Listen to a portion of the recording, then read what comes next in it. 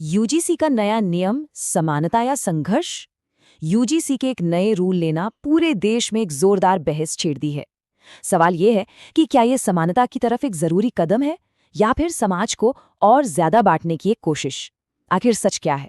इस पूरे मामले को समझने के लिए अंत तक हमारे साथ बने रहिए। जैसे ही यूजीसी की ये नई गाइडलाइन आई, मानो एक भूचाल सा आ गया। इस्तीफे हो रहे हैं, जोरदार विरोध प्रदर्शन हो रहे हैं और एक बड़ा राजनीतिक तूफान खड़ा हो गया है। यहाँ तक कि जो सत्ता में है, यानी भारतीय जनता पार्टी, उसके अंदर भी इसको लेके घमासान मचा हुआ है।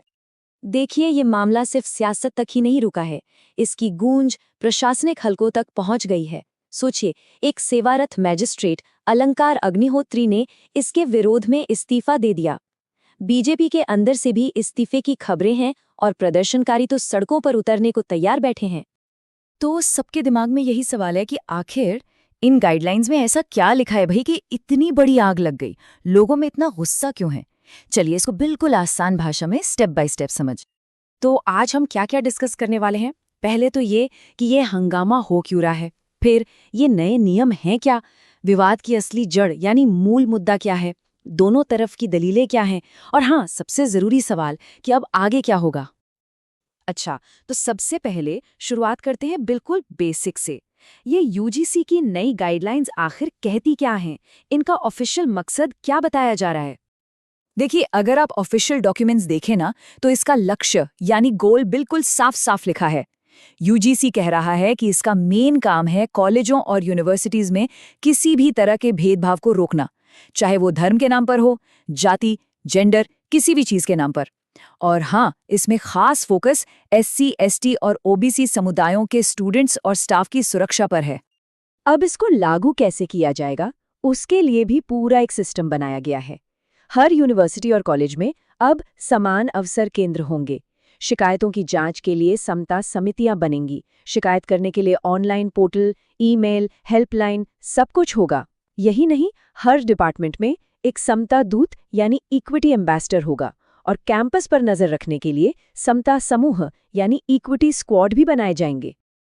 तो अब आप सोचेंगे कि इतने सारे अच्छे अच्छे पॉइंट्स हैं, तो फिर विवाद क्यों? हंगामा किस बात का? वजह है एक छोटा सा लेकिन बहुत बड़ा बदलाव, और यही है पूरे विवाद की जड़। देखिए, पहले जो ओरिजिनल ड्राफ्ट था उसमें हरासमेंट से प्रोटेक्शन सिर्फ शेड्यूल्ड कास्ट्स यानी एससी और शेड्यूल्ड ट्राइब्स यानी एसटी कम्युनिटीज के लिए थी। लेकिन 13 जनवरी को जो नया नियम आया, उसमें अदर बैकवर्ड क्लासेस यानी ओबीसी को भी इस लिस्ट में शामिल कर दिया गया। बस यही एक एडिशन और पूरा बवाल खड़ा हो गया। इसका विरोध करने वालों का तर्क बिल्कुल सीधा है। उनका कहना है कि जब आपने एससी, एसटी और ओबीसी तीनों को इस प्रोटेक्टेड लिस्ट में डाल दिया, तो पीछे बचा कौन? सिर्फ जनरल कैटेगरी? तो क्या इसका मतलब ये हुआ कि आपने जनरल कैटेगरी के स्टूडेंट्स को पहले से ही क्रिमिनल मान लिया है? और इसी एक बदलाव ने पूरी बहस को 2 हिस्सों में बांट दिया है। तो चलिए अब आगे बढ़ते हैं और दोनों ही पक्षों के आर्ग्यूमेंट्स को ठीक से समझते हैं।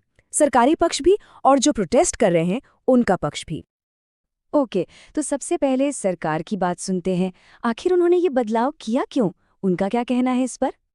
सरकार का पहला पॉइंट यह है कि हायर एजुकेशन में भेदभाव सिर्फ एससी स्टूडेंट्स के साथ नहीं होता, बल्कि ओबीसी स्टूडेंट्स को भी इसका सामना करना पड़ता है।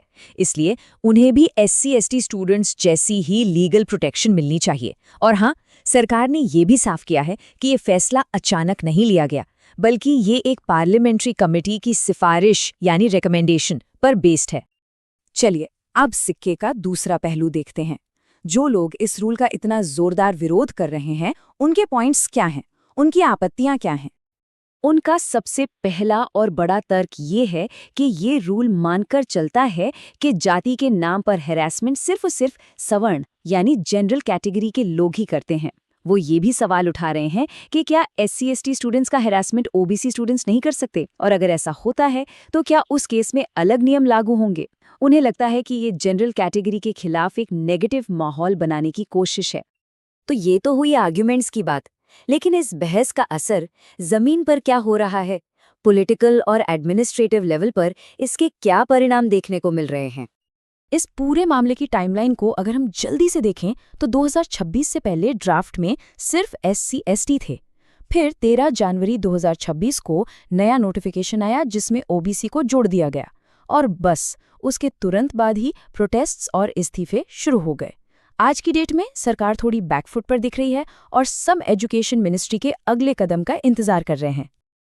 और देखिए, सरकार पर प्रेशर सिर्फ बाहर से नहीं आ रहा है, अंदर से भी आवाजें उठ रही हैं। बीजेपी के ही विधायक प्रतीक भूषण सिंह, जो बृजभूषण शरण सिंह के बेटे हैं, उन्होंने साफ साफ कहा है कि सरकार को इस पूरे मामले पर फिर से सोचने की जरूरत है।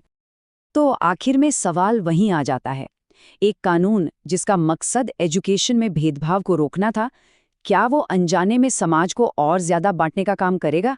ये एक बहुत बड़ा सवाल है जिसका जवाब हम सबको मिलकर सोचना होगा। तो ऐसे ही और जानकारी के लिए सब्सक्राइब कीजिए ऑल कैन स्टडी को। इस चर्चा में शामिल होने के लिए आपका बहुत बहुत धन्यवाद। चलिए मिलते हैं अगले विश्लेषण में।